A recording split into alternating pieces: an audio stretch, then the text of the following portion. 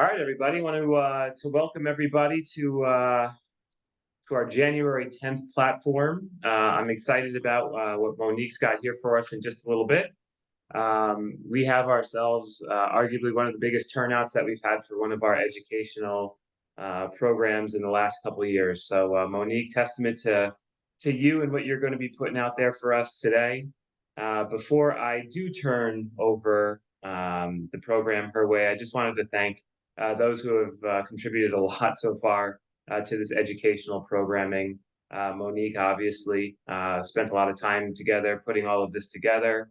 John Hobbins, your time, efforts, and leadership years past has been invaluable, so I can't thank you enough. Cody Smith, fantastic. You started us off last week. I believe we had close to 80 people on that Zoom there, and I hope everybody that was there was able to take away something that would help them going forward. Kevin Sprecher, he's kind of he's a household name here. He's been fantastic. He's helped us for years, and he's going to continue to do the same thing. You're going to see quite a bit of his programming, and then congratulations, Mike Ballo, newest head professional over at Tamarack. He's been balancing a lot of things, as I'm sure you're well aware of, but he's been instrumental in helping us put together some programming as well. And none of this happens without the efforts of Caitlin, who behind the scenes is speaking to all of us and putting it together. So Caitlin, on behalf of all of us that are on this Zoom and working with you closely, thank you and your team so much for your time. So without further ado, Monique, I am going to turn the stage over to you. I have pen and paper ready. I am eagerly anticipating, looking forward to seeing how we might be able to make a little bit more money in this business. So without further ado, thank you, and looking forward to what you got to say. Thank you. Thanks, Nick. And apologies in advance. I'm kind of fighting a little bit of a cold, so I'm going to try not to eat too many cough drops. But yeah, thank you so much, Nick. I really appreciate not only the opportunity to do this, but the opportunity to get back involved in the on the education panel, which is a passion of mine. Learning about teaching, huge passion of mine, and for all your help doing that. John Hobbins, you've been a huge help to me personally, and all of what you have done in the past for the education committee, getting the just to set up the structure of it. It's been so helpful for not just me, but the section. Caitlin, Jeff, everybody at the section. You guys do all the heavy lifting, and I don't know of another section in the country that has such a robust winter education series. A lot of sections are very impressed and jealous by what we have. So we're all grateful for what you guys do. So thank you all very much for that. Sorry, I don't have any slides today, so sorry you're going to be looking at me for a couple hours, but I'm hoping this is going to be a little bit more collaborative. I've got a ton of stuff to share with you guys, but I'm hoping that you guys will pop questions in the chat. Nick and Caitlin will pass them on to me. I love it. Not just questions, but also any kind of ideas you have or things that have worked. It's not really going to be on specific programs per se, but I would love your feedback, and I would love to not have you guys listen to me chat on for a couple hours. So let's make it collaborative. So for those of you that don't know me, Monique Thorez, I'm the Director of Instruction at Quaker Ridge Golf Club. I'm entering my second season there. And prior to that, I was at Appowamus for 12 years, a couple of places before that, but Appowamus is really the place where I sort of really hit my stride in terms of developing programs for golfers and for a club. And, I certainly learned a lot there, and I think is a big part of the reason why I'm at Quaker Ridge now and putting together programs for my members there, and hopefully can just share a little bit today about, how that worked and all of that. So, but really would appreciate your, all of your input as well. So,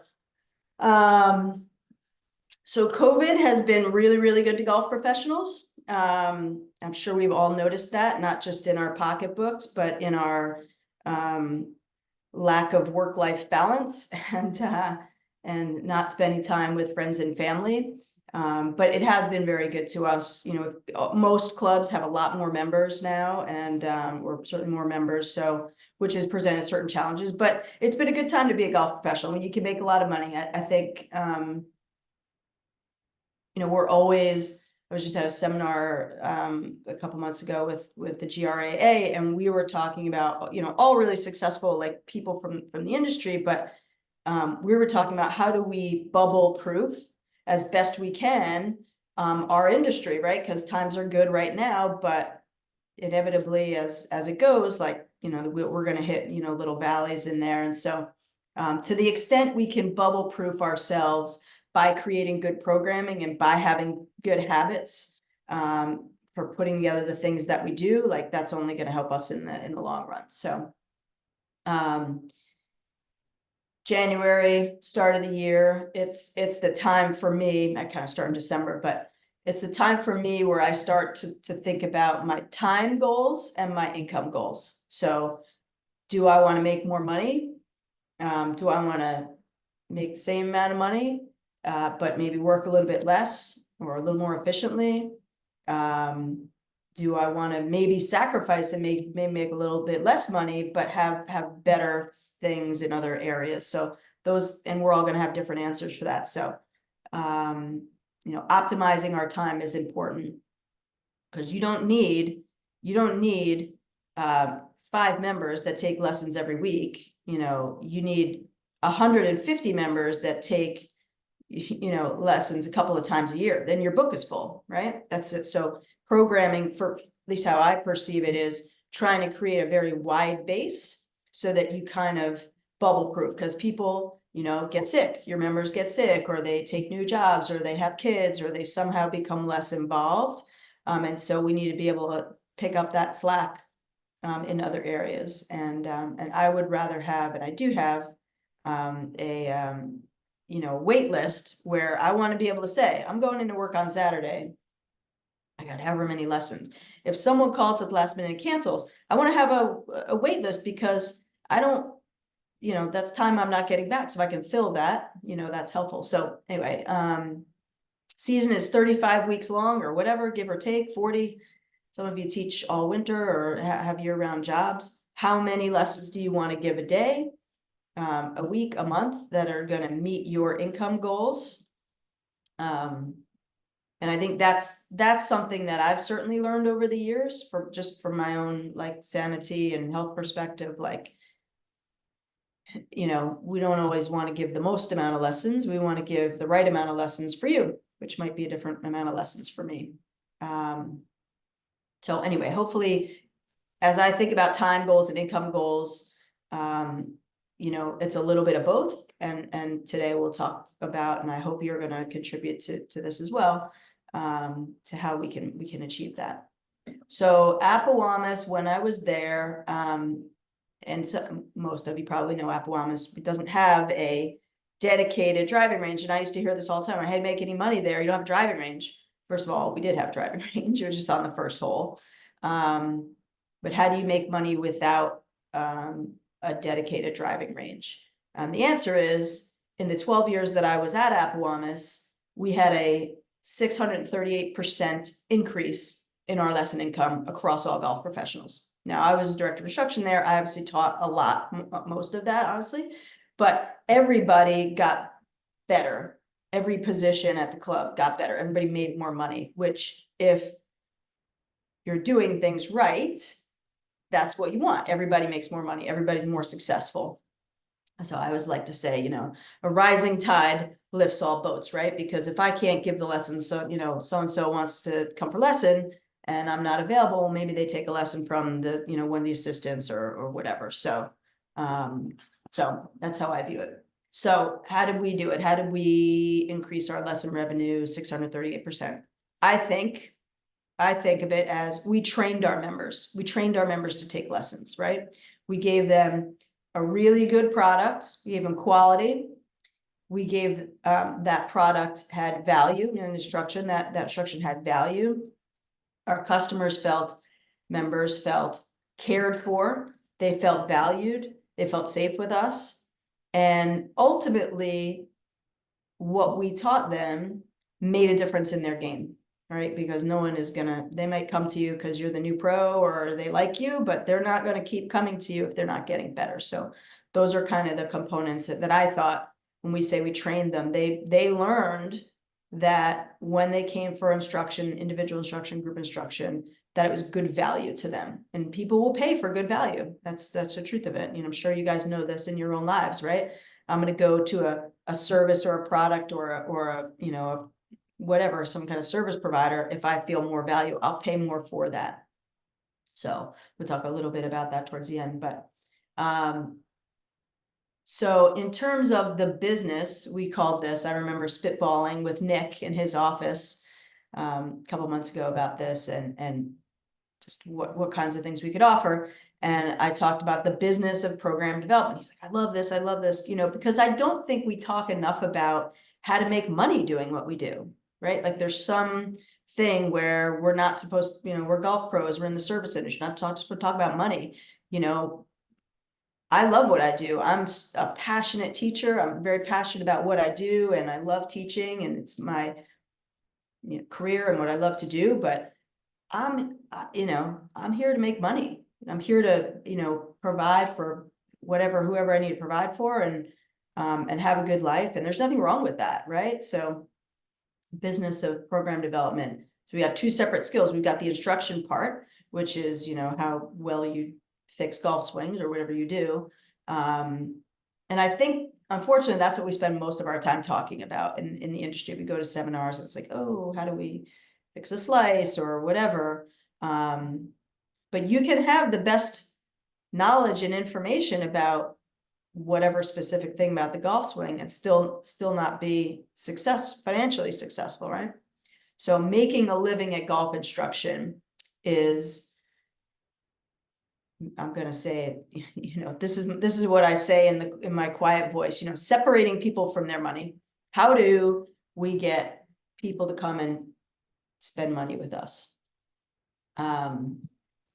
So I think if we're doing our job properly and giving people the value that they deserve, and the service that they deserve, there's nothing wrong with being financially successful. So I'm going to give you guys two things. Two of my mentors gave me some really good advice, and I'll pass it on to you. One is, and many of you know this guy, I won't tell you who it is, but first guy said, never discount your time. Never discount your time. Your time is your time. And I'm fortunate to have never worked in a place where that wasn't the case, you know, where like I think some facilities or some cultures, club cultures, think, oh, we have to like discount junior lessons or whatever. I don't do that. I don't discount my time. I might, you know, I'm not saying I'm not charitable with certain people and I give my time to people, but that's my choice. If I want to give extra to whatever, whomever, if I want to take on a kid who, you know, can't afford to take lessons at the club, you know, a non-member or something like that. I certainly do that and have done it, but I'm not discounting my time, and I don't think you guys should either. And the second thing is, and this is probably from a business perspective, this was most helpful for me, which is people are paying us for three things. They're paying us for our time, our expertise, and our availability. Three very different things. Time is the transactional part of that. You know, we're in the business of trading time for money. That's what we do.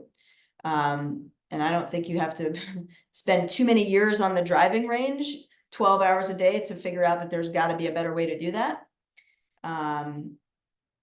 So that's the time component. Expertise, you know, it's hard to quantify, but if you can do things that other people can't, you can offer things that other people can't. Maybe you have certifications, maybe you have, you know, equipment that you got force plates or whatever, TrackMan, everybody's TrackMan now.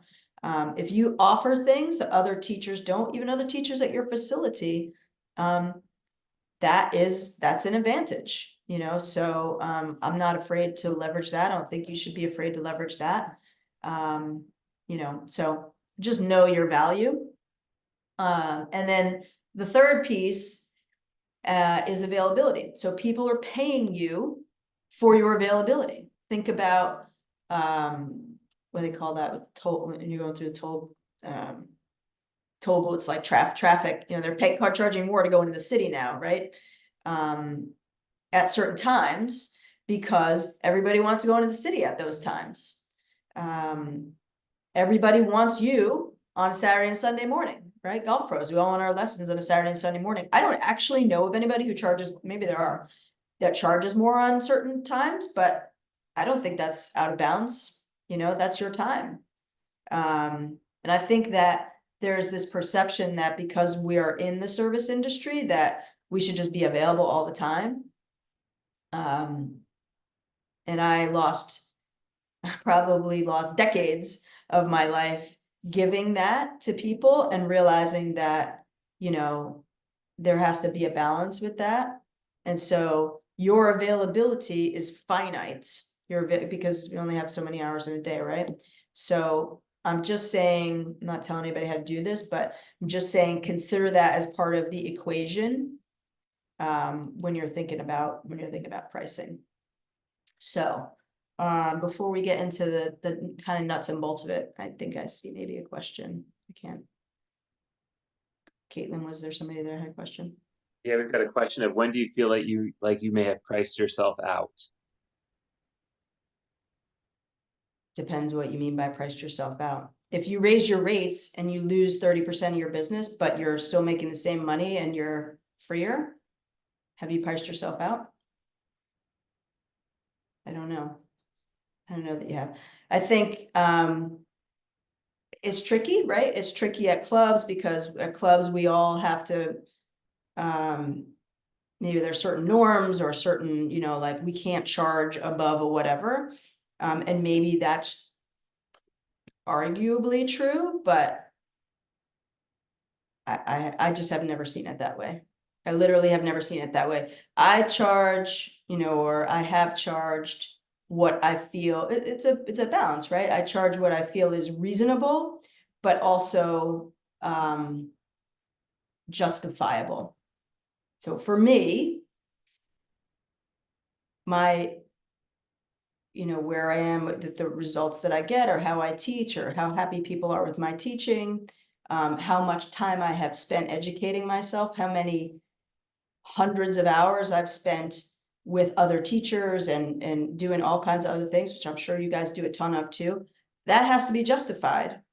And again, we'll talk a little bit about this a little bit later, but the professionalism of what you give to a lesson, to a student, to a program, that has to be justifiable. And I mean, it's a great question, but I don't know. What is, you read the Golf Digest top 50 teachers just came out like a month ago. Look at what those guys are charging. They're not all charging the same thing. Interesting, right? You know, some guys are $1,000 an hour or whatever. Who was the intersection? Mitchell Spearman. He was like 20 years ago, he was charging $500 an hour. You know, and he used to call himself the most expensive, where was the most expensive golf lesson. I don't know, was he better than everybody else? I have no idea, but people paid him to do it. You know, so it's a good question. So how do we create programs that make us more money and make our members happy? I'm just gonna tell you how I do it, and hopefully that can be of some value to you. Other people are gonna do it differently, totally fine. I personally, for me, and I'm just kind of like a geek that way, I guess. I look at it as a holistic approach. So when I put my programs together for the club, I kind of look at the whole deal. I start in December, I usually start in November, December, and I start by thinking about the whole comprehensive instructional program that I want to do for a club. I don't just like, oh, what do I want to add for ladies? You know, I want to add some ladies clinics. I think it's really short-sighted and haphazard to get in that mindset, like, oh, we'll just throw a couple ladies clinics together, people be happy, it'd be great.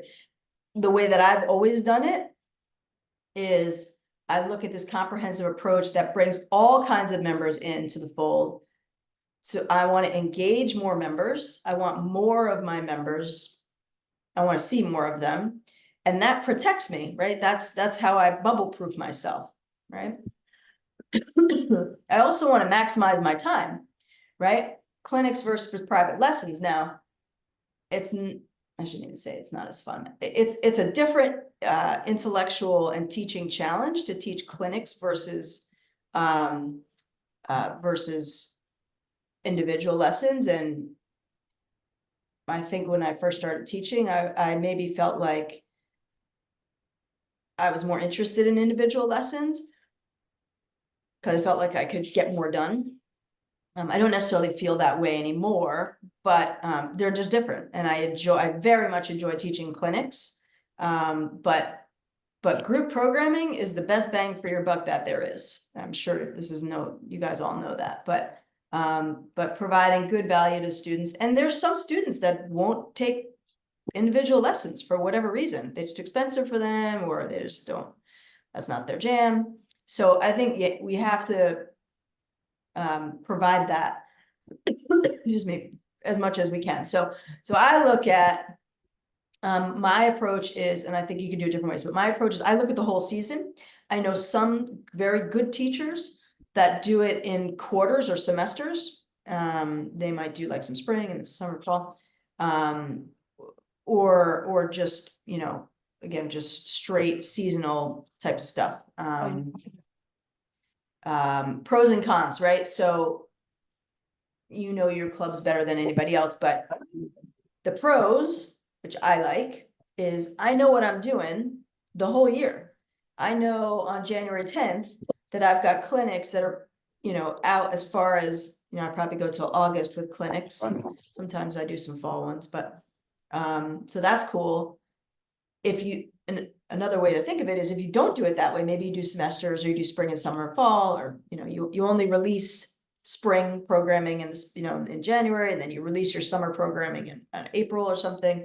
The benefit of that is you can add or delete programs as you need. You go, oh, I had this whatever clinic in the spring and it was like super successful, so I'm just going to add more of that.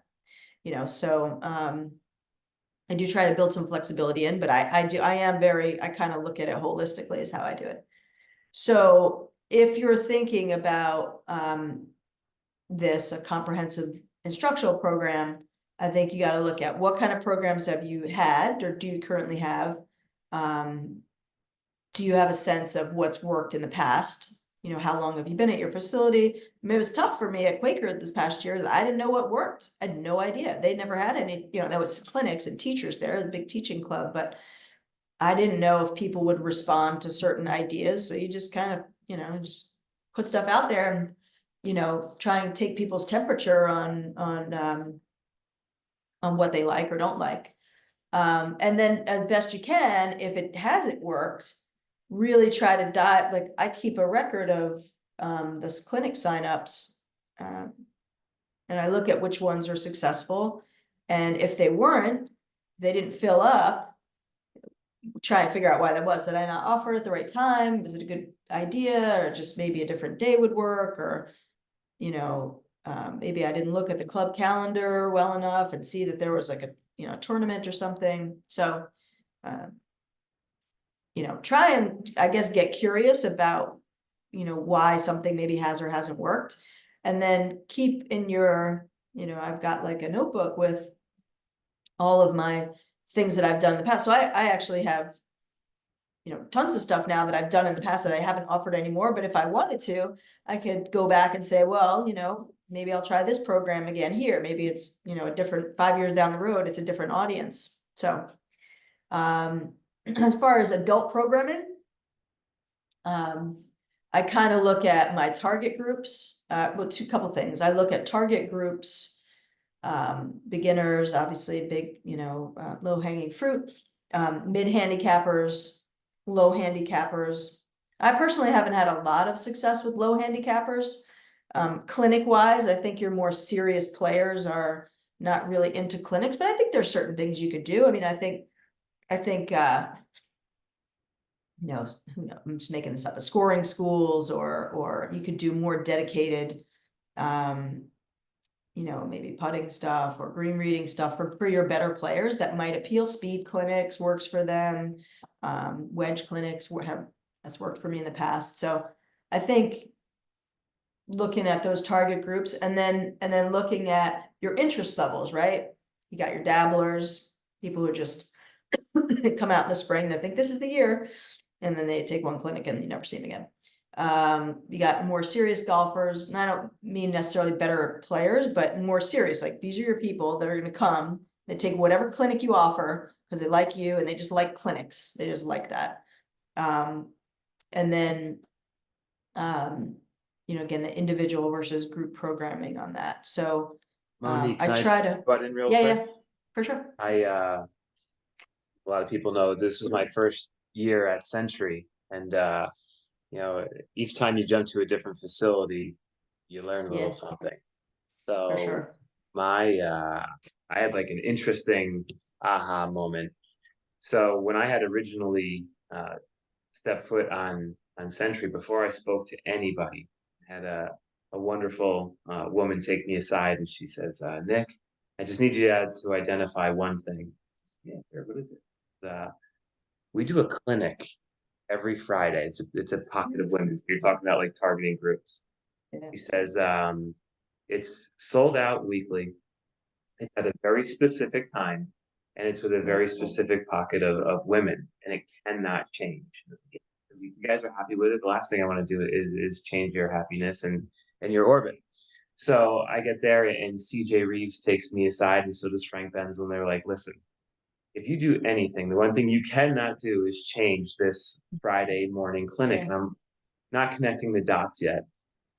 And season gets going, and it's regularly, like, it's churning over the same regular women, and they get there at exactly when the clinic starts. And after like a month, I noticed that they leave 5 minutes before the clinic is over, clockwork.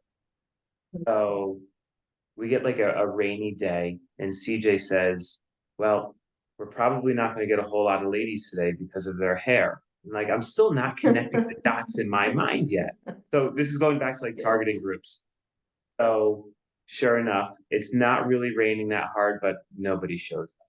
So I sit down with CJ, go, what's going on here exactly? She says, Nick, the golf clinic is something for them to do just to bring them to the club so that they don't have to leave immediately when the clinic's over. They're going to then bleed into cards and lunch. And so it's a time filler so that they can justify coming up from the city or wherever they're coming from, and it not being an hour or an hour and a half. Yeah. So for me, it was like, I've done this my entire career, whether it be down in Miami, up here in New York, and I had never seen a platform like this before, and I didn't quite understand it until honestly deeper into the year. So I bring it up only because the targeted group, it was brilliant on CJ and Frank's part, and even Nelson. I don't want to shortchange Nelson. And it was a COVID spring off that ended up being the platform that the ladies liked, because Fridays weren't just about going to the club for lunch and playing cards. They were able to tie in another hour and a half. Now, fiscally, it made sense for Frank, CJ, Nelson, myself, anybody else who was involved. But it was more about just getting the band together every Friday than it was, to your point, on them becoming 25 handicaps instead of 32 handicaps. Yes, they want to get better, but it was a social gathering as much as it was anything else. And it created a business platform. I hate to say it that way, but it's brilliant. It took me a while to understand it, but then once I separated myself and saw how brilliant Frank, CJ, Nelson were, Greg Colaro, just to put all of that programming together to satisfy their thirst. It had nothing really to do with, you know, grinding fundamentals. It was completely separate. To your point.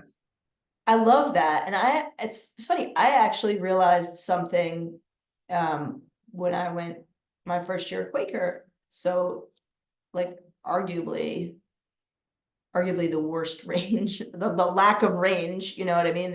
We only have a range in the morning for our members until 10, and then they have a range in the afternoon from 4 o'clock on. So between 10 and 4, there's nowhere for the members to hit balls outside. They can hit, we have a wonderful, beautiful, incredible facility. They can hit balls in the simulators, it's amazing, but no place to hit balls outside. And someone had to tell me this. I shouldn't realize, but someone had to tell me this. They said, can you please offer more for women or like people on the weekends? Because we do have a grass lesson tee, that hits out onto the 11th and 16 holes, and they said, we just want to come and hit balls outside.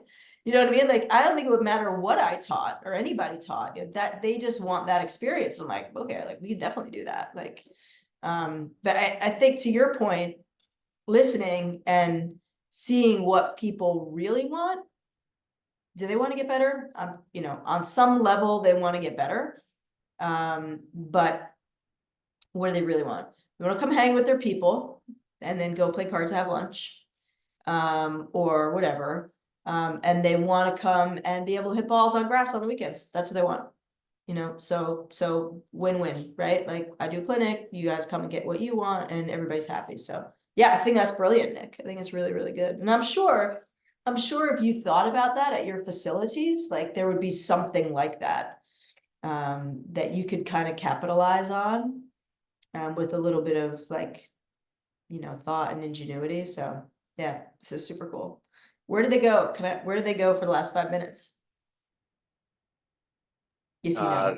No, they got to get in quick because that's when lunch starts. Lunch is more important than the golf clinic, so we can't so be late good. for lunch. That's so good. That's perfect. That's so good.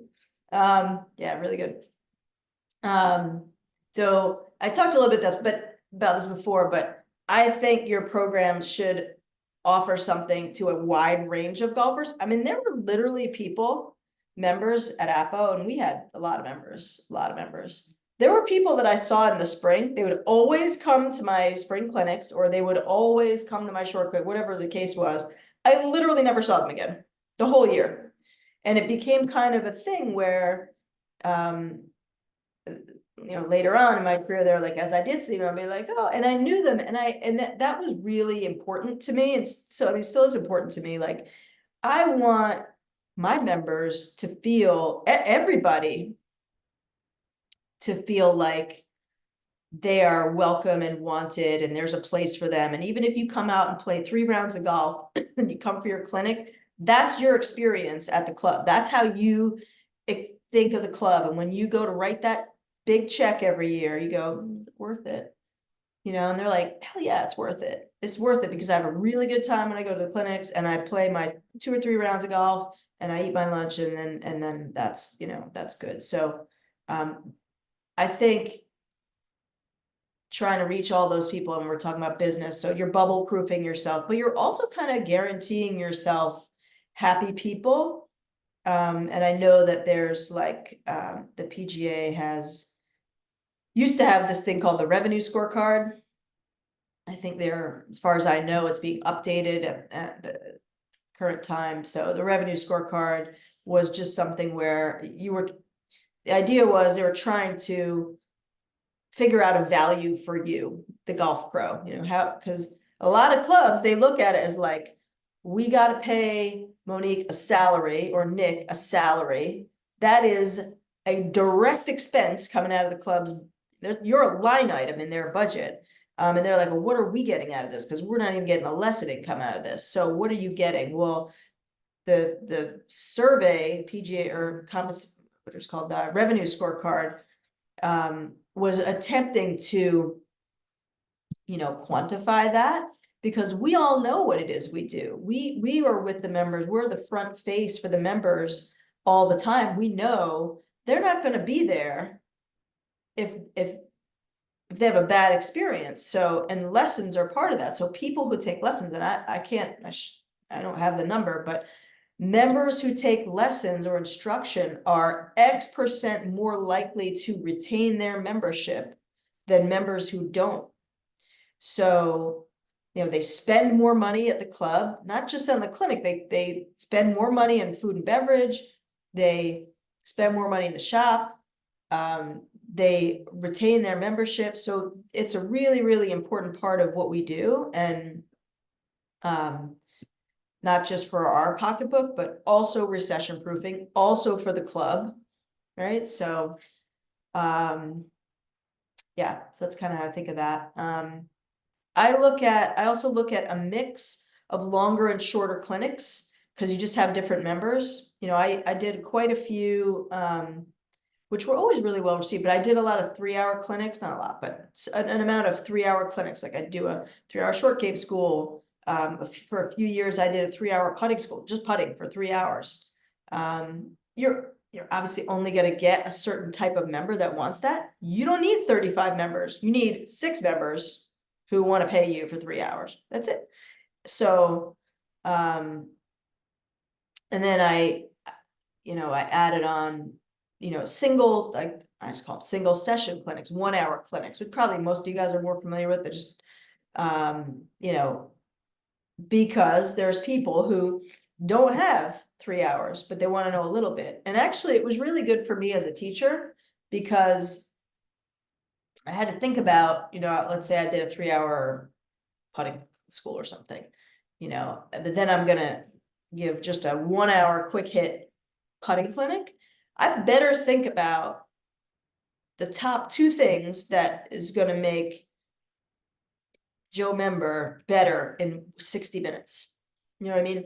So it kind of forced me to get a little bit more direct with my instruction and just appeal to different types of members. So it meets a variety of needs, right?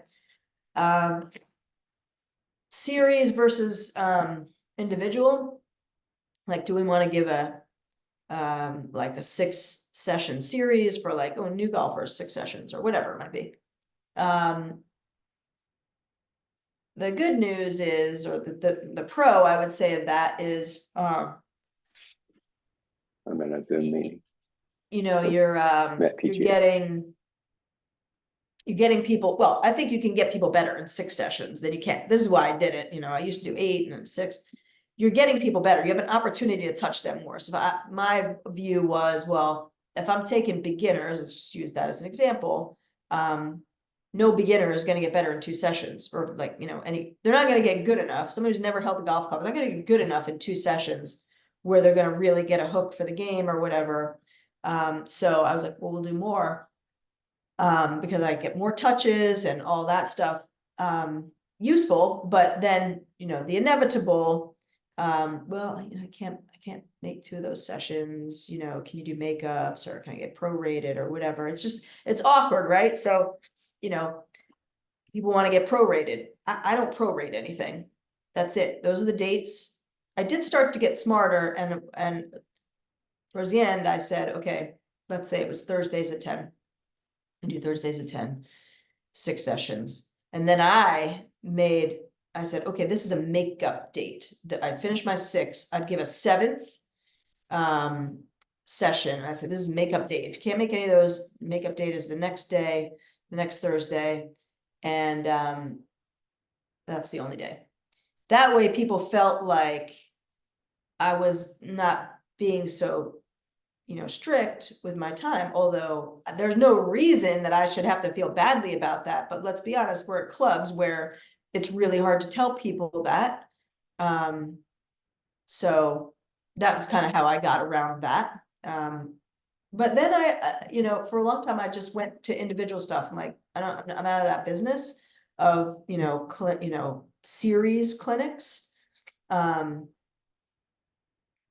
then lately with series, what I have taken to doing is just calling it a value thing. Like I never went to Orange Theory, but when I started doing group like subscription models, which I'll talk about in a little bit, I because I felt like members knew what Orange Theory was. They all go work out, so they understand Orange Theory. You pay for the month, and then I don't know if you pay for the individual sessions too, but you definitely pay a subscription fee for the month. And if you use it 2 times, you paid your month. But if you use it 8 times, well, then your month just got cheaper for you, right? So that's how I started to pose it. I would say, okay, well, I'll do a clinic for the month of May. I'll give you 8 sessions. I will be there for 8 sessions. If you come to 8 sessions, you made out. But if you come for 4 sessions, you maybe didn't quite break even on an hourly basis, but it's good value. And if you came twice, and I did get people. I got people who signed up for the month. who could only make it 3 times. And then I got people who, you know, came to every session, which is great. I want them to come to every session. So I just think, you know, think about your series versus your individual lessons. Like, I think individual lessons is what I kind of think Nick was talking about with the ladies, like, whereas like, we're here every week, you come, we'll talk about whatever, you know, just sort of drop-ins. That's kind of what how I'm distinguishing the two. I consider student teacher ratio, so, you know, I like to keep mine for clinics to 6 maximum, and 4 minimum. That's really how I say it. I'm not gonna do a clinic for 3 people. I could do a clinic for 3 people, but that's not worth my time. That's not how it's not worth it. It's not how I want to spend my time. And when I literally, I could show you my, you know, programs, I will write out, I'm gonna charge this for the clinic. Maybe based on what I charged last year. If I get 4 people at this many dollars and it takes me 4 hours, that's my hourly rate. Okay, that's pretty good. If I get 6 people, obviously it's better hourly rate. If I get 2 people, not worth my hourly rate. That's literally how I price out my stuff. There's a couple other things in there, but so student teacher ratio, I keep really tight because I'm really big into giving people a professional product. And I don't think it's very cool for me, that's my judgment, to have 8 people in a clinic and 1 instructor. I don't think that's the right thing to do for me. People may have a different, you know, idea about that, but, and if I have, you know, more than, if I get a wait list, I might bring in another teacher. Sometimes I'll bring in another teacher, or I might just, you know, massage though. I got 2 people on the wait list. Okay, like I can't, you know, Mrs. So-and-so, I can't accommodate you in this clinic, but let me try to put something else together for you. Can you find 2 friends or 1 friend and another person find a friend, and I'll make another clinic for you. I want to be accommodating to you, but I don't want you to have the negative experience of being the 8th person in the, you know, in the clinic. That's just personally my belief on it. Did a question come through? No question. I oh, would okay. mention Sorry. PGA.coach is a good I saw resource that. for information. If anybody's interested, I added the link in the chat. Yeah, and if anyone cool, has thank any you. experience with that, feel free to share it too. Yeah, I was gonna hit on that later, so thank you for putting that link in there. Yeah, that's on my notes. So that's I think about that. I also want to give people a reason to come to the club early in the season. April is kind of a, you know, like a crappy month up here lately. It's nicer in November and December than it is in April most of the time, let alone March. But my philosophy has always been that I want to give people a reason to come. Get to the club, start your golf early. So I start in mid-April, with some single sessions and not too crazy. And I put them in the middle of the day, so it's a little bit warmer. You do run into some weather issues sometimes, but I don't want to wait. I think that's a lost income opportunity, to be honest with you. April can be, depending on your club, can be a little bit of a slow month. It was always my busiest month, to be honest with you. But probably because I did so many clinics. But for me, that was a conscious decision. It was like, I want people to come and start getting instruction as soon as possible. So I guess my point is that thinking about these things in terms of a business, your business, you know, model and perspective is like, I'm sure there's other things that you can think of that you want to maximize, or ways you can maximize your membership. You know your membership better than anybody. So yeah. I talked about weather issues. I think you want to have a strategy for weather issues. Are you going to do makeups? Are you going to not do makeups? What are you going to do for weather? Some of us are, you know, blessed with, you know, nice simulators and teaching facilities. My view is, you know, I will do everything in my power not to postpone for weather. I'm not gonna make people miserable. But to me, there's always something that I can do. To have the clinic indoors, even if it's an ad hoc putting or, maybe we get more in depth, maybe in one clinic we've talked about, I'm making this up, driving and what goes into distance, and we've talked a little bit about, I don't know, impact location on the drive or something like that. I could take him inside and say, well, we have this newfound opportunity, it's raining, but we could go inside, let's go on the track man and talk about it. And I could show them where they hit it on the face, bulge and roll, like what that does to ball flight and stuff. So I think it takes a little bit of extra effort in terms of my planning, but also extra effort in terms of my being, in touch with the members. And again, I had it for later in the session, I'm going to talk about now is, emailing confirmations to people, emailing the day before, 2 days before, where we're meeting, what clubs do we bring, whatever. And to me, adding on and tying it in with weather is, looks like it's a little, rainy, I'm watching the weather, here's our alternative plan, if things go, and not leave it up to them, but, just kind of solicit feedback that way.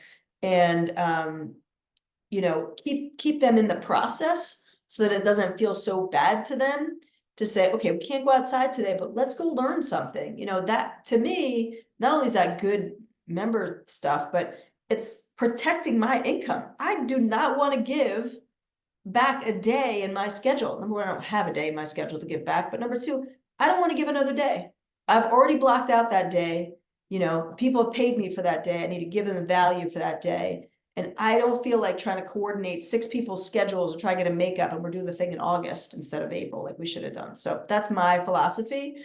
It's always, we work for members and we have to keep them happy, but I think with enough, good communication with them and, massaging them and stuff and making them feel part of the process, I think makes it a little bit easier. So, yeah. Monique, you got 2 questions in the Okay, cool. chat. Cody asked, have you done indoor clinics? We have 2 bays and putting greens at Old Oaks. I know you kind of briefly touched on it too, though. Yeah, have I done indoor? Yeah, I mean, you're obviously limited. I think that the expectation is people want to hit, and they don't necessarily want to wait. So it can be a little bit tougher, but I think if you carefully plan it and say, think about how do I want it to go? What skills are we going to learn in the indoor clinic? This is how I would do it. What skills are we going to learn in the indoor clinic? How are we going to market those skills to people that they want to come? What's the right amount of people?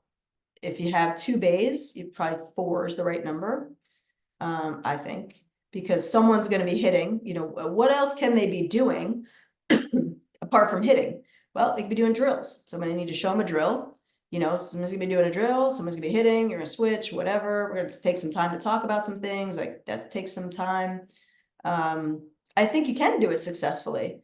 You just have to price it in a way that's worth your time and worth their time, whatever that number is. You got a 4-person clinic, it's gonna cost more than a 6-person clinic. It just is. So I think you can definitely do it successfully. The putting, I think, is easier, actually, because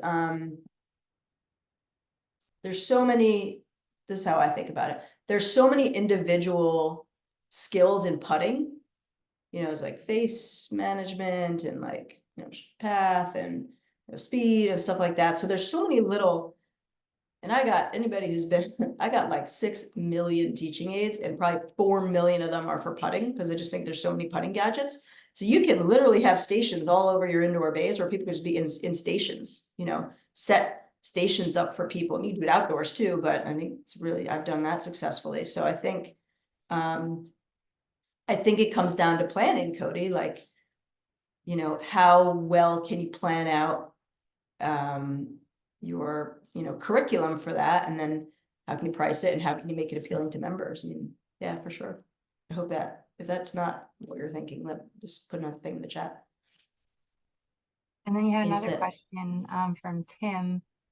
Thoughts on coach/junior ratio for junior league?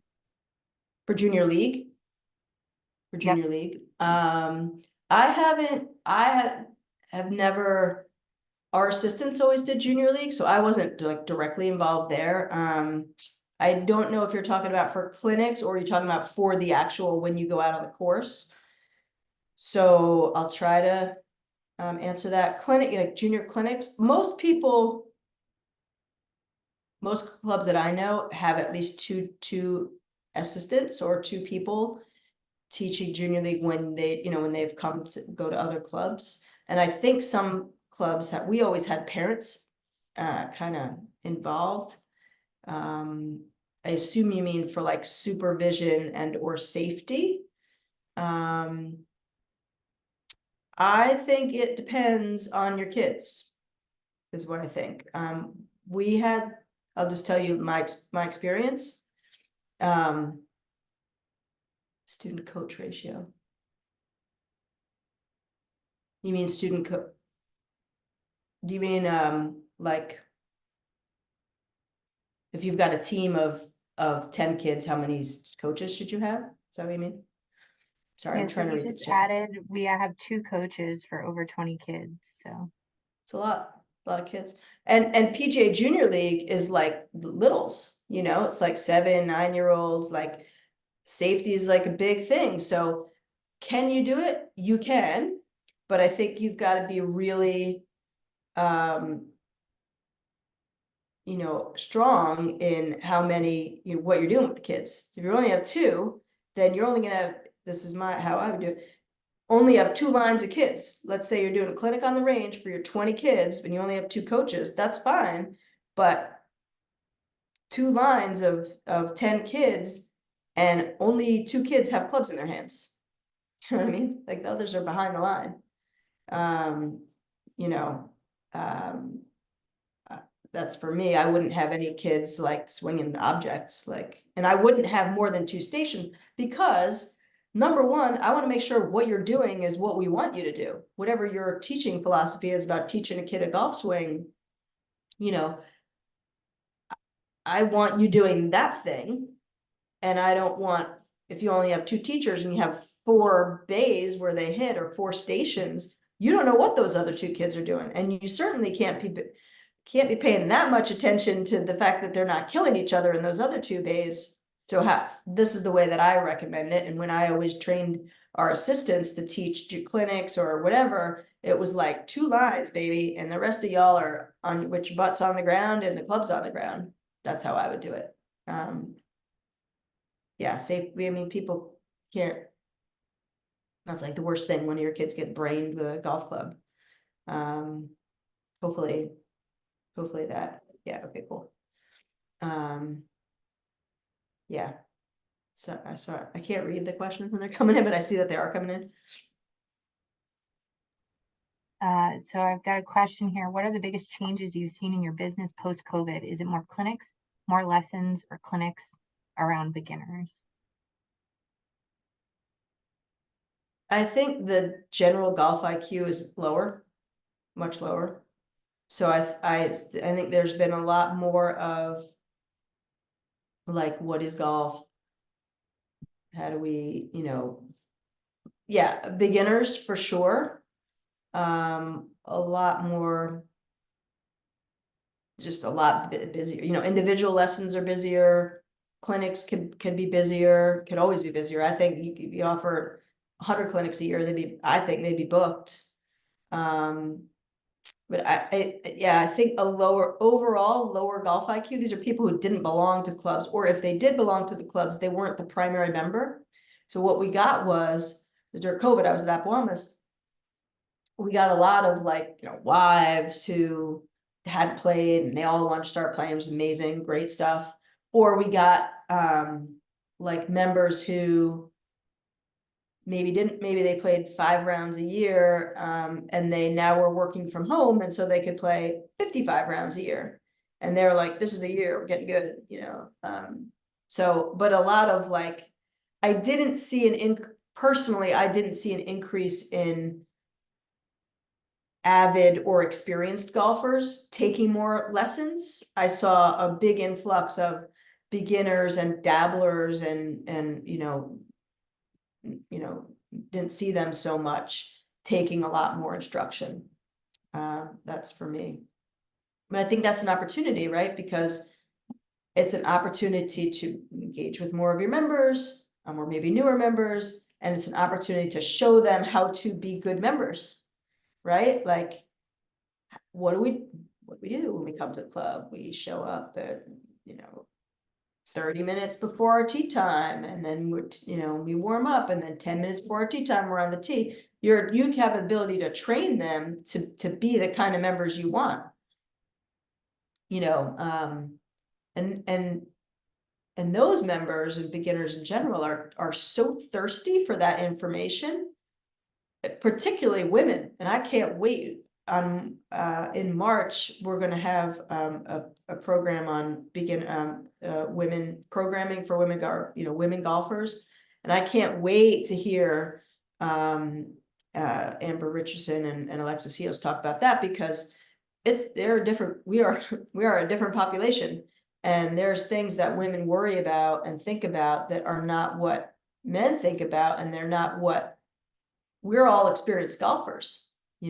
We would not show up to the tee 2 minutes after our tee time, right out of the car, intentionally, most of us, hopefully.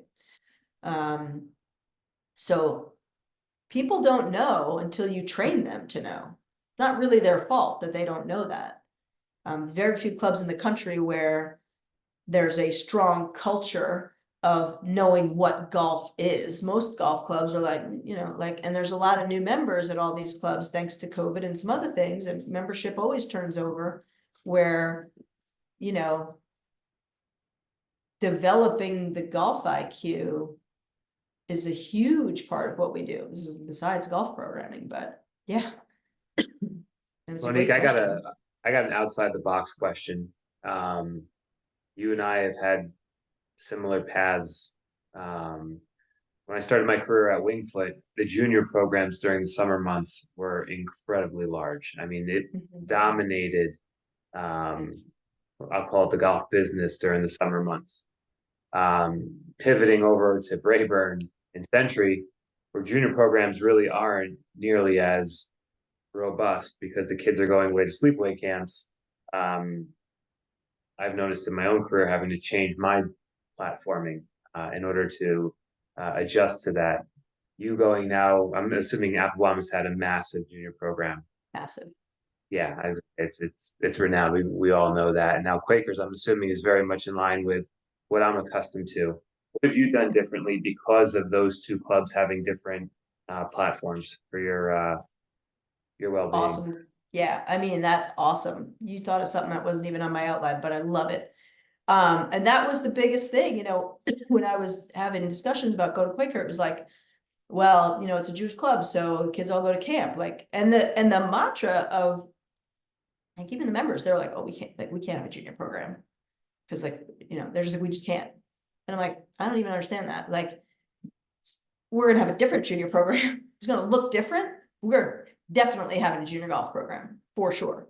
So the thing is, it's not 8 weeks of the year we're not having, and junior program and adult, whatever you want to call it, is not only 8 weeks of the year. If it is, you are leaving money on the table and you are not doing a great job with your programming, because as much as I'm not into early specialization or anything like that, but there's no reason that golf cannot be a 12-month sport. In some way, you're obviously not training as hard in the winter as you are in the summer, but my response is this: whenever somebody told me, members, other pros, they're like, you're not gonna like it there, no kids, because they know how much I love kids and how much my career I've spent with them. I'm like, there are literally 46 other weeks of the year that we can teach junior golf. That is no problem. No problem at all. So we just had to plan, and look, we're building it, right? It is going to be a process of years to get that program to where I know that it can be. and where it should be and where our members deserve for it to be. But it's happening. And so it's winter programs with this beautiful, wonderful facility. We're run junior programs right now. We're gonna run different programs in the spring. We're gonna, they've always had like a golf tennis thing right before camp and a golf tennis thing right after camp. Beautiful. Those are always well subscribed. But to me, that's not an issue. And if you want me to talk more about that, I didn't actually have that on my list, but talk more about how I see that going, or how juniors in general differ from adult programming. We can definitely talk about that. Yeah, we can definitely talk about that. I think it's changing the mindset of the members, because I still get members say to me, they're like, oh, we don't have a junior program. I was like, yes, we do. And I don't need 100 kids to have I certainly don't need 100 kids in the first year. I can't handle that in the first year. But as I taught, I got, our assistants did the junior league, and they did some of the spring stuff. And I got very involved in our junior program, our clinics in the fall. And our kids were actually really good. Like, they were not terrible athletes, and they were a lot better than I was, first of all, led to believe. And second of all, better than the members think their own kids are. They're like, our kids aren't very good. I'm like, what are you talking about? Like, your kids are absolutely athletic. They do all these other sports. There's no reason they can't do golf. But they, the parents need to be trained way more than the kids do. The kids will just do golf, right? So part of my challenge or opportunity with them is to train the members to know and believe that we are going to create this program. Because I'll tell you what, when I started Appomattox, there were not, our kids played golf, and we had a summer camp or whatever, but we didn't have the junior program then that there is now. We built that. And part of it was letting the members know what's possible. And we've got a dozen kids that are going to play college golf that came through in probably a 7-year span out of Appomattox because of what we built. And that's absolutely possible. And I don't care who plays college golf. That's not my dream. That's not my goal. But my job and our jobs is to present opportunities and let people know what's possible. And then they choose. Kid either likes it and wants to do it, but we can absolutely foster that and support that and light a fire. That's our job, is to light a fire under people. Adult programs, what's our job? Our job isn't to just make money, it's like, we need to make these people, golfers. And if we do that, then the money comes, right? So I do think it's an interesting thing. I know a lot of us work at clubs that are, Jewish clubs with, memberships where the kids all go to camp. I don't think it's a problem at all, like literally at all. I just think we have to have a different way of thinking about it. Then for 8 weeks, I bust my ass and everybody busts their ass, and, we want to die at the end of 8 weeks. Like, that's something, but it's not everything. It's not the whole ball of wax, So I think it's a tremendous opportunity, is what I think. Yeah. Super. Hope that answers your question. Talk about strategy, whether makeups, no makeups, low hanging fruit. I'm sure you guys have all done stuff like this. Beginner programs and speed programs. Everybody wants to get faster and hit the ball farther. Easy, whatever system you choose. I have my own system that I use, which I love very much, which is, we're also doing a seminar on that in March. Shameless plug. We're gonna have the guys from Mach 3 up here to talk about their tools and their systems. And then I'm gonna talk about how I use their tools, not just for speed, but for motor programming, motor development, so motor skill development. So certifications. you know, everybody's got a certification now, every equipment company has a certification. But these things are built in. I don't know how many people have done Eyeline golf certification. It's all online. I did it a dozen years ago, but they literally write curriculum for you. They're like, oh, here's a 1 hour clinic on speed. Here's a 1 hour clinic on whatever. You don't even have to do the work. They have all the marketing materials for you. So a lot of these companies that do certifications will also literally write curriculum for you for clinics. It cannot be any easier. And I think in addition to just like learning more about the golf swing and teaching and stuff like that, like from a business perspective, home run, absolute home run. So I talked a little bit about this business considerations for this. So minimum, maximum number of students, you got to have, you know, think about that, what you want to do and how that makes sense to you making money. Have a policy for makeups. I'll just give you a little, this is one thing that I did one year or a couple of years. I did, I had a clinic series and like, I said, if you can't make the clinic, I will give you 1/2 hour. You can come to me for a private 1/2 an hour lesson and I will charge you half. So I made half my hourly rate.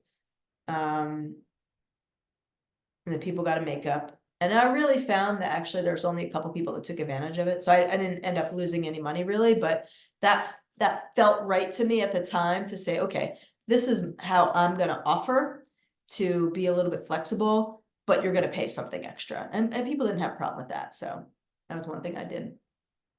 As far as pricing goes, I think that how I do it is I have a basic idea in mind for what a group session should cost based on prior years or whatever. And then some clinics are slightly over or slightly under. So that's kind of, I have a number in mind, and then I look at when I'm doing my like my programs and my pricing, I literally, as I told you, I write out, you know, 6 people max. Here's what it is if 4 people come, here's what it is if 6 people come, and I kind of have the two sides. I know I'm not going to do it with 2 people.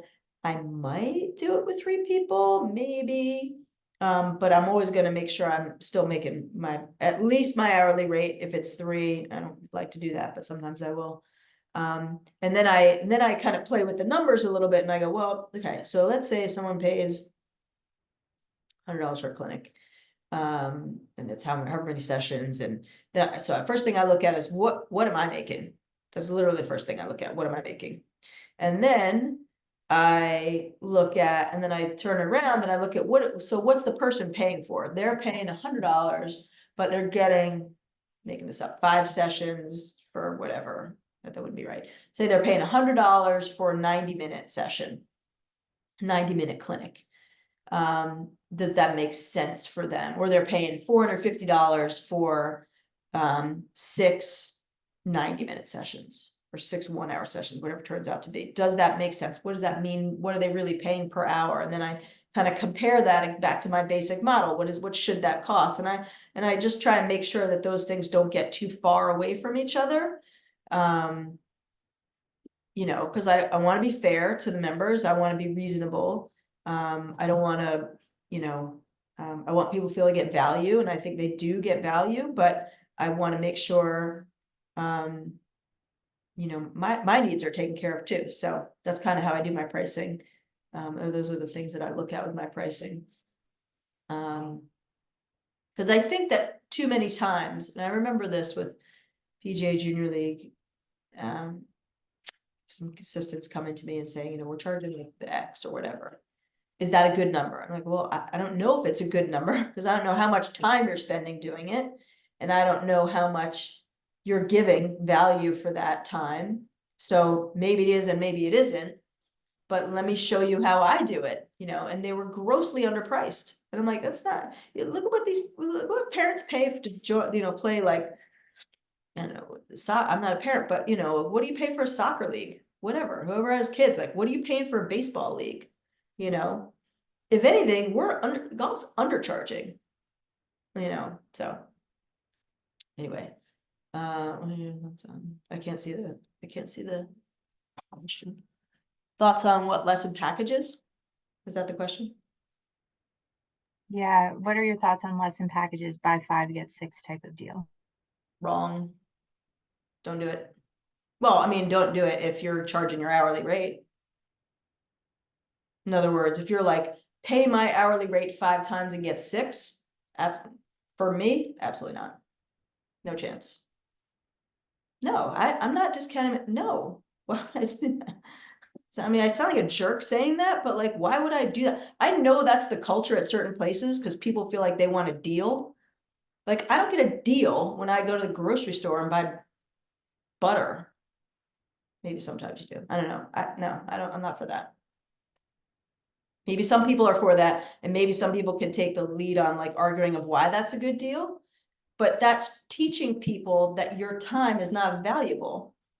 That's teaching people that, I have a price, but like, let's give you some, no. I mean, spend an extra, if you want to do it, like spend an extra 15 minutes at the end of the lesson if you have it, or making this up, but say once a month, I'm gonna have a 30-minute. I'm not into free, but say like my regular people, however you define that, you come to 30 minutes of whatever. If you feel like you want to give back, and I'm not saying I don't give back, I do give free lessons to kids, I give my time back for sure, but no. These people belong to very expensive clubs, drive very expensive cars, and they pay for everything, and I'm not for that. I'm not for that. That probably does not sit well with some people, but I'm not for that.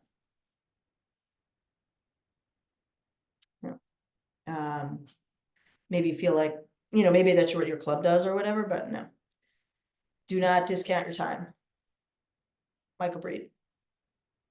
Right? I worked for Michael for 2 years, and and I know he's told a lot of people who worked for him that, and Michael is probably one of the most generous people with his time of anybody, of any team, what he has done for us as golf instructors and teachers in the Met section, and what he still does for us, and all, he promotes golf, and he promotes the Met section, and he promotes fellow professionals, so he's done a ton for it, but do not discount your time. That's for me. That's my opinion. So that's kind of what I have for adults. Juniors, I think it's the most exciting thing for me because I love juniors, and that's my jam. I just love working with them. If I could literally teach juniors and never teach another adult, if I had to pick, I would 100% do that, even though I love adults too, but that would be what I would do. I'd say this, and I talked about it, I think last year when we did a junior programming thing for the education series. Everything starts with your audience. So, and before I went to Quaker, this is what I did. I said, I need a list from the accounting department of how many kids we have at the club between the ages of 6 and 17. That is our wheelhouse. Maybe not 17, but I just want to know anyway. 6 and whatever you pick, 15. The number of kids between 6 and 17 or 6 and 15, however you just find it, that's your income stream. And I can tell you at Appomattox, we had, every year that I was there, over 500 kids between the ages of 6 and 17.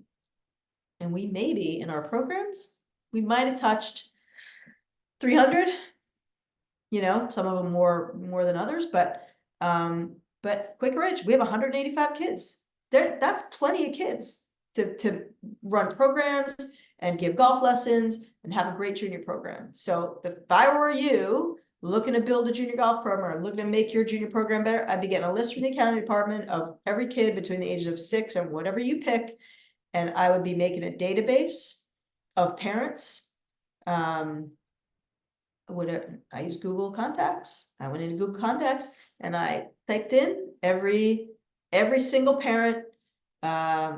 If you're smart, you probably do it smarter than me, probably download that stuff. I didn't do it. I typed it out. Every single parent at the club. And now if I want to communicate with the parents at the club, and I do, I send, regular emails to the parents at the club, this is coming up or that's coming up or programs. And then I just have it. I just send an email out. It's well worth my time to do that. But that is your bread and butter.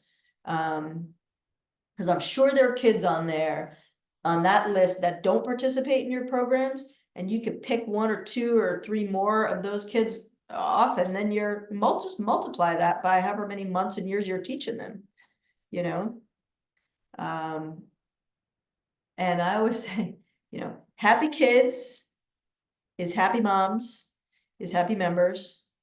And when you have all those things, you have money, you have income. So we're doing it not just for income, but we're doing it to keep people happy and keep our stream, recession proof us. And we're doing it to make, give value to our members. That's what they pay us for, is to give them value, but there's no reason we can't make money from that. For sure.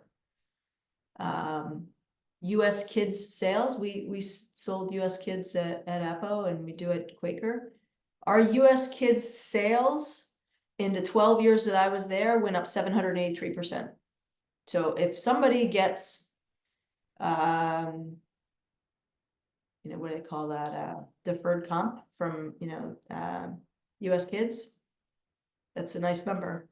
783% in 12 years. For our kids, we broke up the programming by season, and we still do this at Quaker now. Spring and fall, we do winter programs, spring and fall.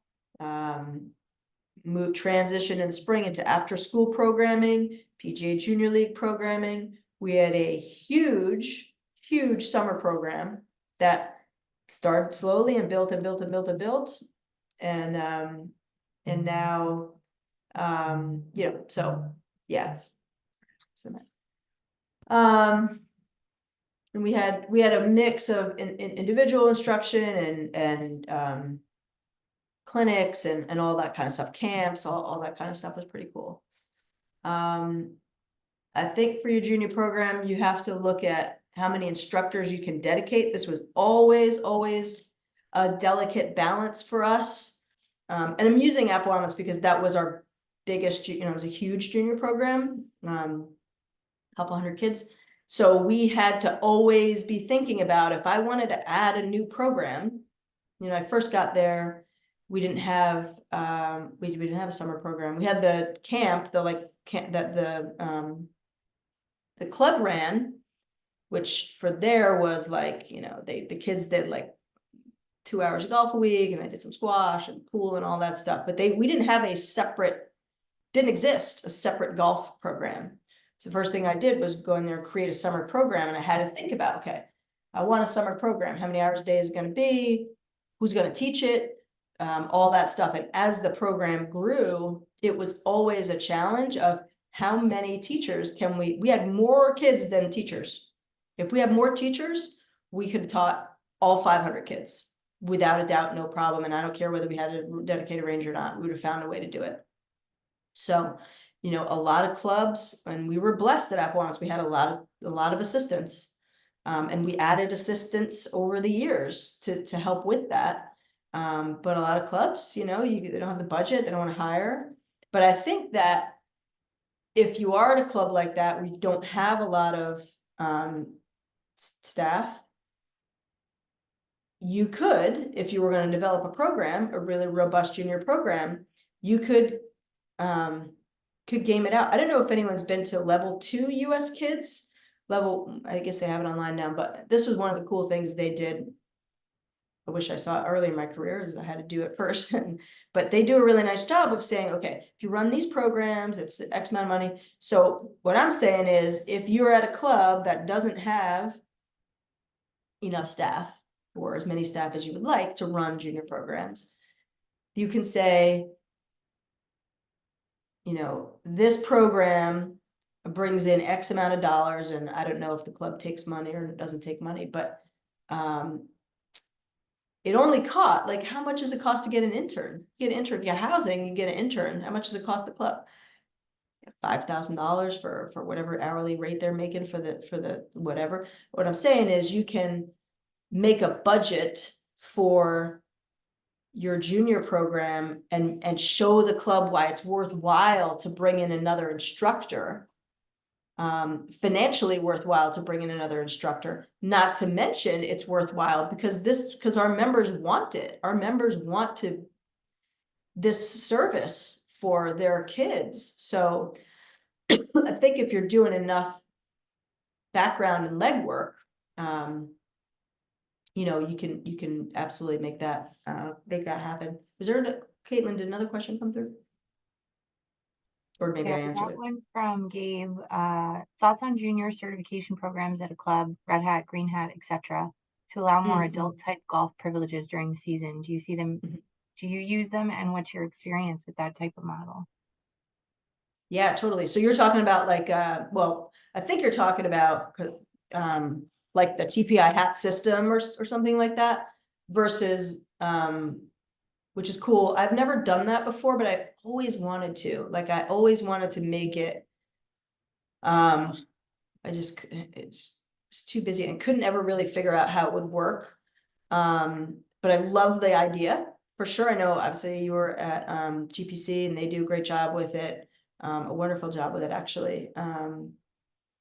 But I wasn't sure if you were also talking about this, but like a junior certification, like a course certification, or you can only get these privileges if you do that. 100%. I've done that at every club. We're just kind of building that at Quaker now, but we had a very serious program at Appomattox. It was really successful. And we have one at Westchester, which is where I was at Westchester for 8 years. And we did that there, and it was also very successful.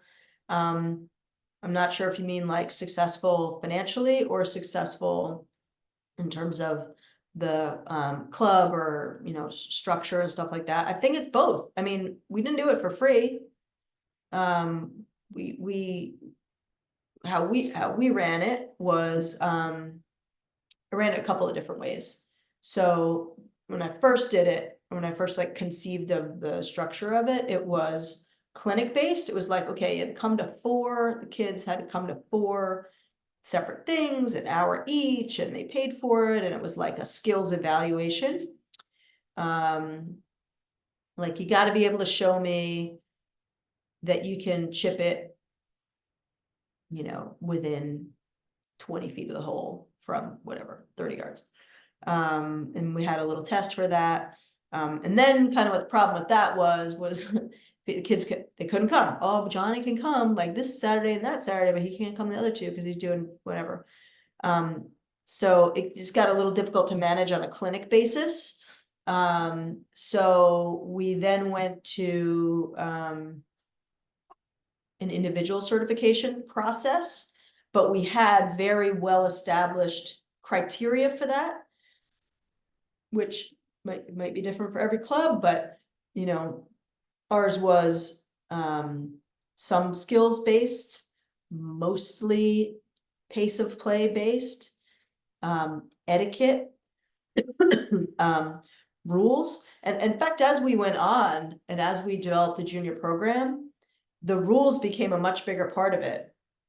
Not like so much that we had them memorize a lot of rules, but we had a written test. We had a 20-question written test, very easy, open book, you know, like easy. We're not trying to be a barrier to the kids, but we want the kids to know a little bit about it. But we actually got much more, and I thought it was really cool how it developed. Like, we got much more involved in, and it helped us teach more, because the way I thought about it, there was 3 rules that I wanted them to know. I wanted them to know what to do if the ball was out of bounds, how to handle a penalty area, you know, what to do with a red, we just had red penalty area, we didn't even talk about yellow. And then how to deal with an immovable obstruction. And the reason I picked those 3 rules was literally every round of golf, that's what they're dealing with. So we started with those 3 rules, and then it became like we taught to those objectives. So our summer program, we took time out of the summer program, and even individually we did as well. We spent a lot of time talking about that. Because I felt like I felt like we're gonna send these kids out and play in Met PGA events, and I don't want them to go there and be, like idiots about the rules. I know they're not gonna get everything right. Nobody gets everything right, but I don't want them to have some idea. Oh my God, this went into this Reddit. What is that? Oh, it's a penalty area. Oh, I might is it 2 club lengths or 1 club? I just want them to be able to have some idea. So we actually used that a lot, and then we started to do some other cool stuff. We took some videos, and I went down this whole rabbit hole of like, I got on the USGA website. Anyway, the point is, love it. Yes, junior certification has to be whatever you decide that you want, whatever your objectives are. And then we had them do a like a playing test. They had to go out, and this is like the monetary part of it is we had them go out. We had a junior coordinator who was like, in charge of the test. Although we always discussed amongst the professional staff, they'd be like, oh, Johnny's coming for his test. What do you got? You've taught him in some clinics. What do you think? And we'd be like, yay, nay, whatever. And we'd talk about it, but that kid had to go out with the junior coordinator onto the golf course, walk and play just for an hour. They had to walk and play at least 4 holes, walk and carry their bag, play 4 holes, and they had to do it in a certain time frame. Like that's really, our biggest job was making sure they could get around the golf course so that members didn't yell at us. You let Johnny onto the golf course and he took 7 hours on the first hole. We can't have it. So very much rules-based, pace of play-based, some skills, they gotta be able to get it in the air. I always thought, US Kids does such an unbelievable job with their, and if you don't use this, I would.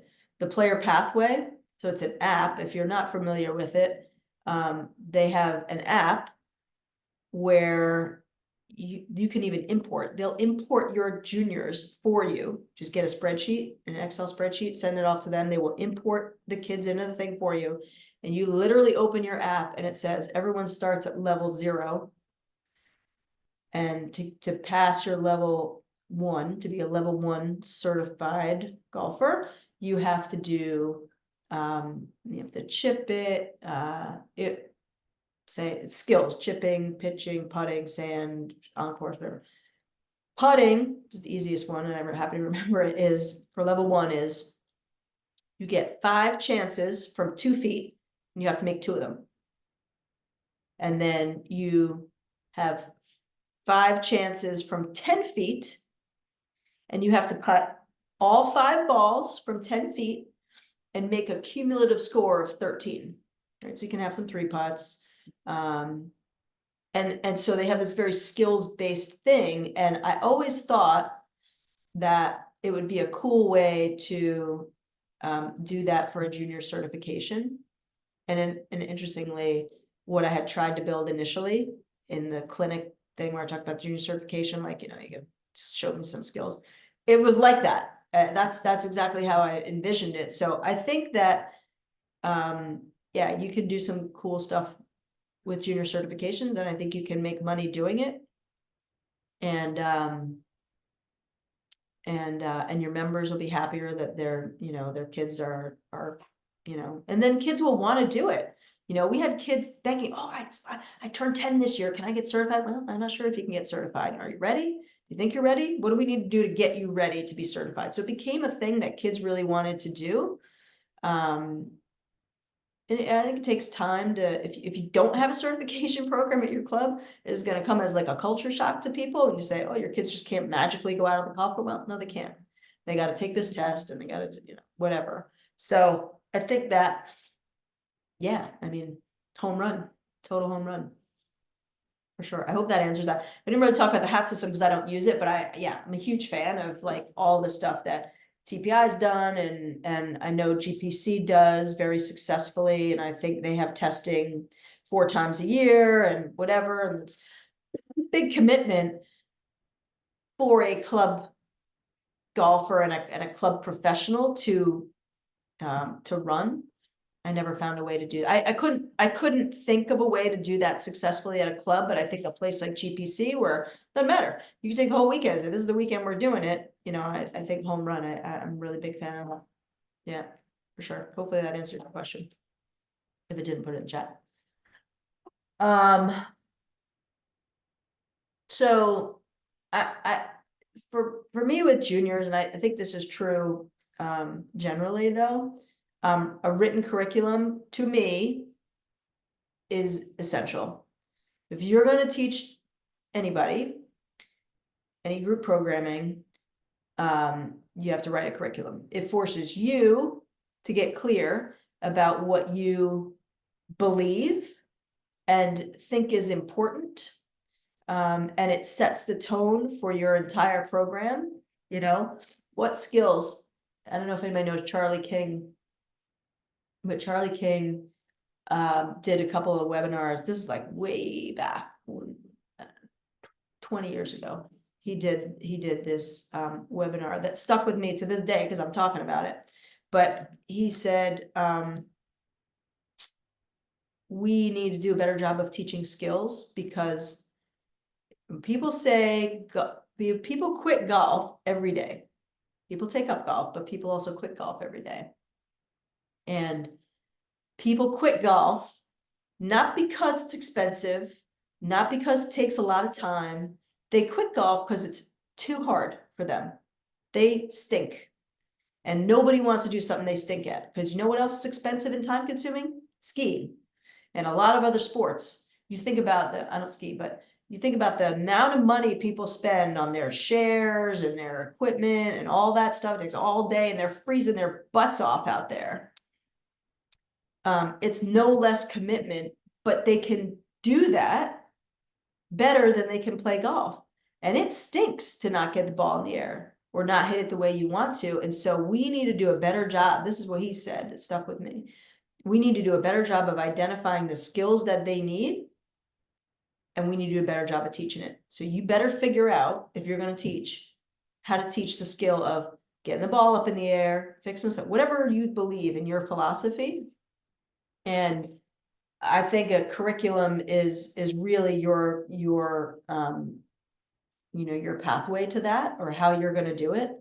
And I think especially with kids, and you're talking about group program. I'm not talking about what you do. I mean, it's important for what you do in individual lessons. You better have a good idea of what you're doing, or what your philosophy is. But in terms of group programming is group programming. It's not you come to a clinic and everybody does whatever the hell they want to. It's we're learning this, and then we're learning this, and then we're learning the next thing. So to me, myself, and how I feel about the business of golf and teaching golf, and the value that we, you know, give to members, they should expect that. They should expect a curriculum. They should expect, I think, some kind of written take home. You know, I think we owe that to people, some kind of wrap up that's tangible to people. I think we owe that to people. So write a curriculum, that's what I'm saying. Mission statement, I think especially, I might not have this, I actually don't have a mission statement for adult programming, but I do have a mission statement for junior golf programming or junior golf. So, you know, I mean, mission statement, right? It's what you're doing. What are you doing for your junior program? Where do you want your junior program to go? People, you know, if a club doesn't have a strong mission statement, and your junior program doesn't have a strong mission statement, that mission statement's what guides you. And I think it's worth spending the time to do that. Because that's going to be your, I hate to use this, but like, you know, your North Star for your programming that you do. Yeah, and everything's evaluated through the lens of your mission statement and so forth, and it goes down through your curriculum, right? Your curriculum comes from that. You know, be knowledgeable, right? There are so many resources for junior golf. I mean, I was very fortunate early in my teaching career to work at Westchester Country Club, because it had, and I think still has, a really robust junior program. Then I was there for the start of what became like a, not just clinic program, but the start of it, they call it the Harry Cooper program. I was really lucky to be there for that, because that became the basis for everything that I built since then. And so, but when we were developing that and we were coming up with a curriculum for, at the time, Harry Cooper, it literally was, you know, I had become certified with US Kids like all that time ago, and there, you think whatever you want, that happens to be my, you know, one of my strong influencers in my junior golf, you know, teaching. US Kids certification, TPI Junior is unbelievable, like even well, different, I would say. And so everything that has been created since then in terms of curriculum and stuff is all based really on those two things. So they will, I mean, they're not even expensive. I mean, TPI probably is, but and they write the curriculum for you. You have to write the curriculum, and it's science-based. TPI Junior is completely science-based. If you're not teaching golf that way to kids, like, you know, I don't know what you're doing if you're not doing it that way. That's my opinion, but Monique, we got a yeah. question in the chat. Have you done speed training clinics, and how long a session would you recommend?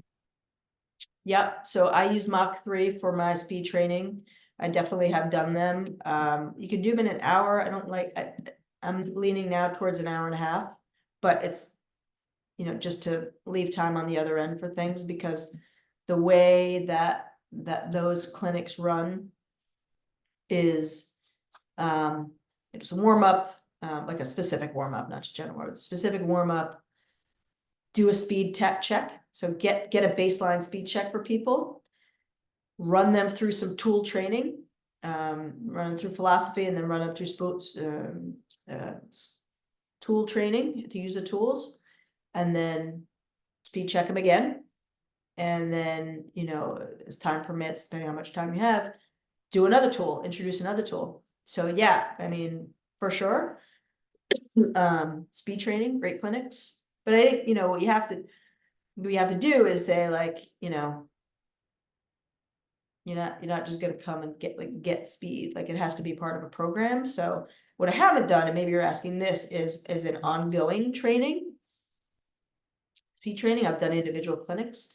My ongoing training is, because of the tools that I use with Mach 3, some of them are a little bit difficult to use. You need to use them outdoors, so it can be a little tricky, but there's stuff you can do indoors for sure, especially if you have a simulator. But some of them you can do at home. So I have done them. Yep. Love it. Love it, love it. Another question: with us running a tad low on time, is there any questions? Oh, sorry, this is for everybody, but any questions, throw them in the chat or unmute yourself. We've got about 20 minutes, 15, 20 minutes, so.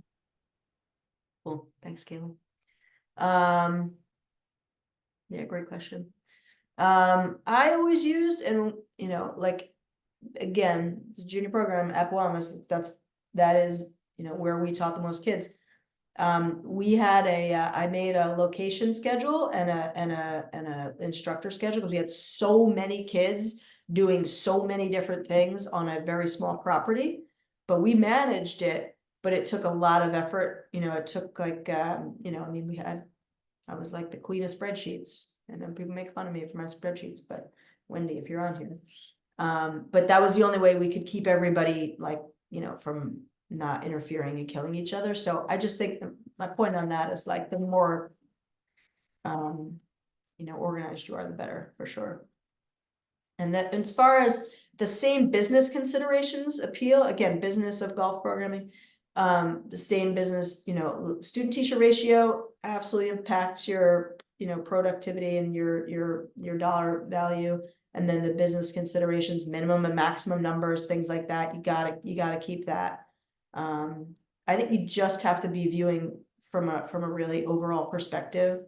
And I think what a lot of people do is they're just like, yes, everybody come on, and, you know, as many as possible. And that's just not gonna be feasible for you or healthy for you.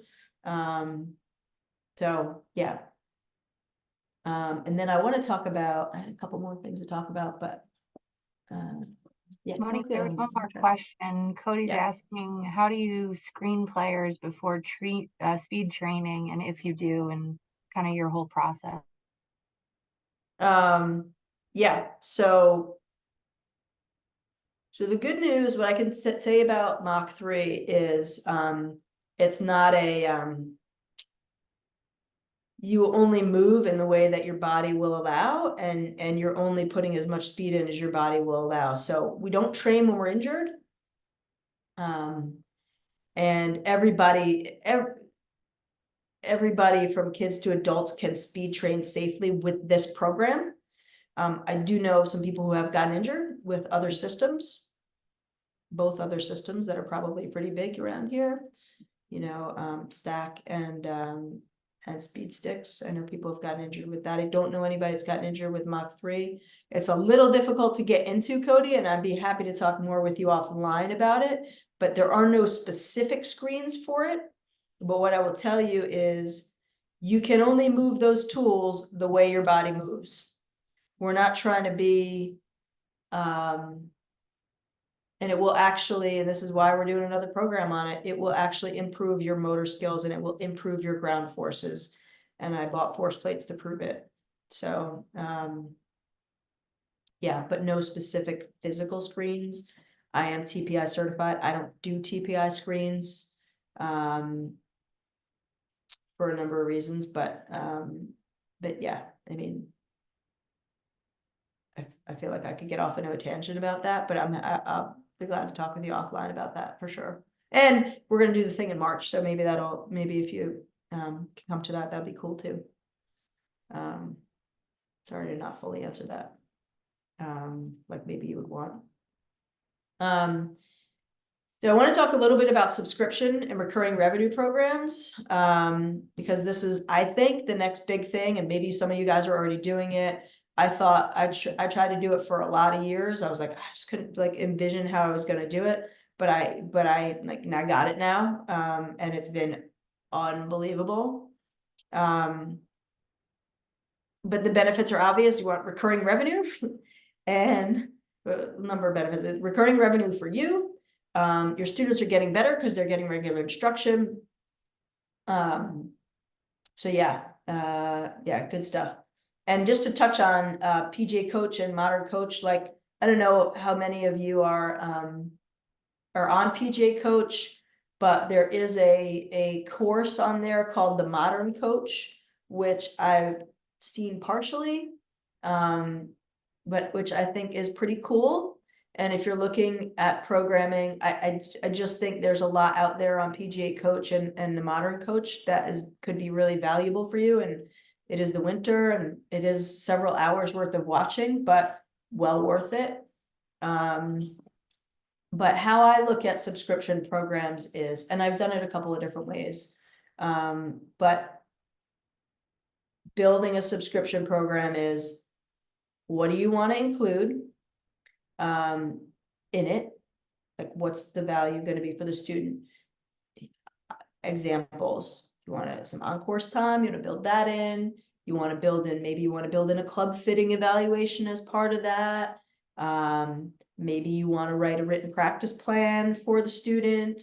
Maybe you want to give them some written drills. Maybe, you know, obviously there's some individual lessons.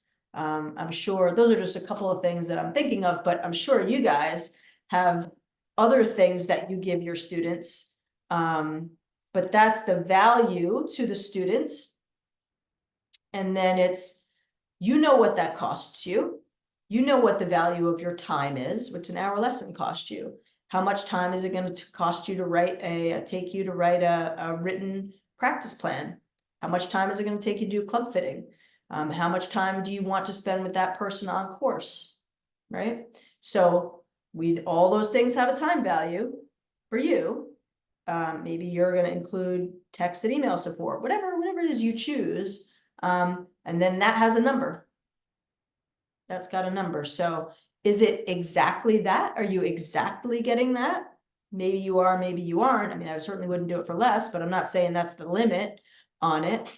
But the point is you are going to be developing this relationship with a student that is much deeper than any of your other students, or maybe you have, the way I do it is I have a very, very small number that I work with on these programs, because I want to provide my value, whatever my things are on my list, to those people, and I give them first choice of lesson times for the year. And that's why I have to keep it small. For my juniors, I include on-course evaluations. I go watch them play golf tournaments throughout the summer, whatever the number is for me. So I provide that value, and that costs them a certain amount of money. And I don't really think it's any more complicated than that. What are you giving them? And then what are they going to pay you for it? And then how many, it's just going to be 12 months, 6 months. I think you do whatever you want with it, but that's individual subscription programs. And then the other thing that I've done is, like I talked about a little bit earlier with clinics, is I would do like a month subscription program. So you pay me this for the month, I give you these dates and these times, and that's what you get. Come to one, come to all, whatever, it still costs you. And I like both of those things, but I think the much greater ROI for me has been my junior subscription programs, and what I've been able to, I hope, what I've been able to accomplish with them, with those students. And so far it's been great, and it has been better for me. It's been better for me. It's been good financially, but it's been better for me in terms of my relationships and how I've had relationships with those kids and their families, and the things that we're able to accomplish. And so, that makes Monique happy. So,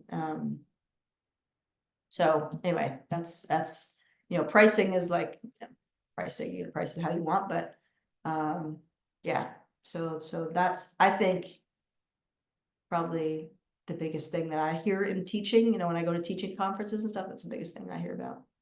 Yeah. Winter programming, I always figure, like, for me, winter programming is about 15% of my income. So it's just how much I want to do of it. And, if you're lucky enough to be at a club that has some kind of indoor space, I think you can definitely make some money winter programming. I think the challenge is, for what the challenge became for me was, how much time do I want to teach, and what other things do I need to get done in the winter? So, always a consideration, but I think it's probably, my guess is probably for all of us, we are underachieving teaching in the winter, I think. Monique, Craig asked if you automate your subscription billing. I don't, and it's something that I want to move to, but I also don't want to get involved in it has worked for me so far not to do that, but I see the value of it, and I see how it's probably better to do it that way. The answer is I haven't really explored it seriously, because I kind of don't want to get involved in, like, I don't know. I don't want to get involved in, like, bank account and stuff like that. And it just seems like a pain to me, but I'm quite sure mine is not the right way to do it, is what I would say. But I think, if you had members, yeah, if you have members, just ding them every month for sure. But if you're talking about non-members or whatever, that I haven't done, but I probably should do. Yeah. See, always room for improvement. And then really the last thing, and I don't feel like I need to, like, tell you guys this, but but I'm gonna anyway. We're in business to keep people coming back to us, and I think that we have we've been talking about money for a couple hours, and I think we have a very deep responsibility to people, to our members, to do things the right way. And to me, the right way is professionally. And so to me, that's clear communication, meaning from the time of sign up, however they sign up, they get emails confirming when, where, you know, whatever. A day or two before, an email confirming again, this is starting, this is where we're gonna meet, this is what you can expect, this is what clubs you should bring, this is where you should be at what time, it was we're gonna cover, like, I know it's a pain to do that. I get it. You think I want to spend my time sending emails to people? I hate emails. But that is what I believe my responsibility is to my paying customers, right? And that way, if it also makes it easier for me to charge them if they don't, you know, like I don't get no-shows. I used to get no-shows. I don't get no-shows anymore because I email everybody. All my individual lessons, and probably people are doing this smarter, and I get it. There's like you schedule or whatever, they probably send out an automatic thing. That's probably good. I still prefer to do it individually. But as a result, I don't get no-shows, you know, and I think the time that you spend communicating with people, that's all part of it. That's part of what we do. And what I think people are paying us for, quite honestly. Professional setup. Whenever I have a clinic, I block, and I build this into my time. I block out time for me to go out and set up stations. If I'm doing a putting, whatever clinic I'm doing, I'm going to set up stations in advance. I don't want to be like people showing up at me, like still doing things like that. I don't think that's a good look, you know. Written curriculum for the people. People come to a clinic with me, it's whatever, Uneven Lies, you know, clinic on Uneven Lies. They have a written take home, you know. I've seen lots of different, I'm sure you have too, like seen lots of different things. Like you show up, there's chairs, there's a notebook, there's a piece of paper, there's waters for you, there's whatever. However, and I learned that a long time ago. From John Kennedy when I was teaching at Westchester Country Club, you know, like that was when people showed up, it was professional. If I have a short game clinic, I hire backroom guys to shag. I don't want my clinic to everybody stop, you know, pick up the golf balls, you know, I hire somebody to do that. I build that into the price as well. So I think, you know, I follow up after the clinic, 24 hours of the clinic. Hey, hope you had a good time. Thanks for coming. Let's, you know, whatever follow up I might have for them. Written drills. I hired somebody a few years ago to I had a lot of drills that I was doing. So I hired a graphic designer to write them all out, and I keep them in my phone. And if I'm doing a lesson and somebody's, you know, I give them a drill and like, oh, I love that drill. Oh, here you go. I just airdrop it to them. You know what I mean? I think that level of that's how I sleep at night. Doing those things, but I think it's rapport building and just giving people what, you know, what they deserve. So that's kind of what I had planned for you guys. I hope, I don't know what time is that, but Monique, I thought it was awesome, and can't thank you enough for all your time and energy putting all this together. Thank you very much. yeah, for sure. And happy to, you know, if anybody has like individual, I mean, you guys have my email or, you know, text or whatever, just, I mean, I'm happy to talk with anybody individually. This is just what works for me. That's what I know. This is what works for me. And I'm sure there's 1,000 other ways that it could work for other people. I'm not the authority on it, but, you know, that's kind of what's worked for me. So hopefully some of that helps you. All right. Well, thank you very much, everybody, for tuning on in today. Had a great time. And Monique, again, awesome. And look forward to more programming in the future. Cool. Thanks, guys. All righty. Take care. Thanks, everybody. Thanks.